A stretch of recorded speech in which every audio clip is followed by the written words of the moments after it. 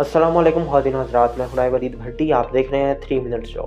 नाज़रीन, कॉफ़ी का इस्तेमाल अपना काफ़ी हो चुका है और कॉफ़ी के जितने अब बेनिफिट्स हैं उसके साथ साथ उसके साइड इफ़ेक्ट्स भी बहुत ज़्यादा हैं। दुनिया में दूसरे नंबर पे पी जाने वाली सबसे ज़्यादा ड्रिंक जो है वो कॉफ़ी है, पहले नंबर पे चूँकि चाय है।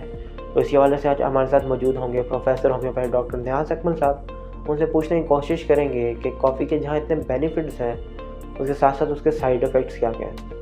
जी डॉक्टर साहब, प्रोग्राम में वक्त देने का बहुत बहुत शुक्रिया। हमारे व्यूवर को ये बताएं कि कॉफ़ी के जब इतने ज़्यादा बेनिफिट्स हमें देखने को मिल रहे हैं तो उसके साथ साथ उसके साइड इफ़ेक्ट्स क्या क्या हैं। कॉफ़ी में कैफ़ीन वगैरह है जो वक्ती तौर पर बंदे के कारकर्दगी में 4-5 घंटे का इजाफा कर सकती है, लेकिन इसको अगर हम ज़्यादा इस्तेमाल में लाएंगे कॉफ़ी को तो इसके नुकसानात भी हैं। ये वक्ती सहूलत के लिए हमें ऐसी चीज़ों से गुरेज करना चाहिए और इससे नुकसानात होते हैं।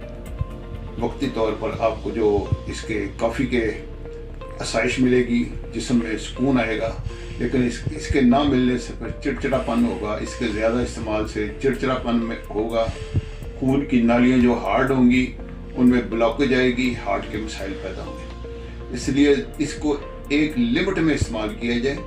अब दुनिया में इसका जो रुझान है वो बढ़ रहा है कॉफ़ी का, और लोग अपने काम जो हैं उनको निपटाने के लिए इनका भरपूर इस्तेमाल कर रहे हैं और उससे इस असाबी मसाइल पैदा हो रहे हैं। चिड़चिड़ापन, गुस्से का ज़्यादा आना और छोटे छोटे मसाइल पे अग्रेसिव हो जाना, ये कॉफ़ी के नुकसानात हैं। इसके फ़ायदे महदूद हैं, एक लिमिट में किया जाए तो वो इसका इस्तेमाल ठीक है, क्योंकि कैफ़ीन है।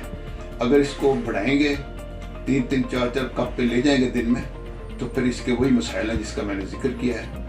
इससे ज़्यादा इस्तेमाल से इससे बचने की ज़रूरत है। जी डॉक्टर नियाज़ अकमल साहब, प्रोग्राम में वक्त देने का बहुत बहुत शुक्रिया।